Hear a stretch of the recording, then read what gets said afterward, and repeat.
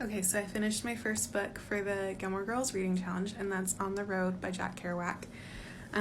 For those of you who don't know, this is inspired by Jack Kerouac's adventures with Neil Cassidy, kind of traversing continental U.S. back and forth over like a 3 or 4 year period of time. I hated reading this book.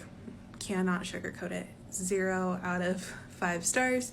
Would not recommend. I am now of the opinion that comparing someone to Jack Kerouac is the greatest insult that you could ever give them. Basically, it just covers that young men in the late 1940s who lacked purpose were not men that I would want to associate with. There was a lot of drinking and debauchery that I was not interested in reading about. I actually had about 75% of the book left and just couldn't do it. So I spark noted the last section of it. Just don't read it. It's a waste.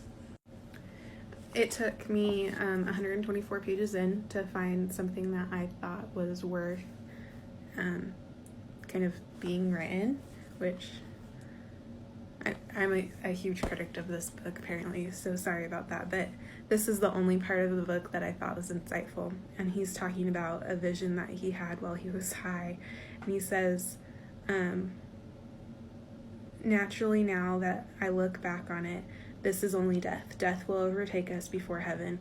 The one thing that we yearn for in our living days that makes us sigh and groan and undergo sweet nausea of all kind is the remembrance of some lost bliss that was probably experienced in the womb and can only be reproduced, though we hate to admit it, in death. But who wants to die? In the rush of events, I kept thinking about this in the back of my mind.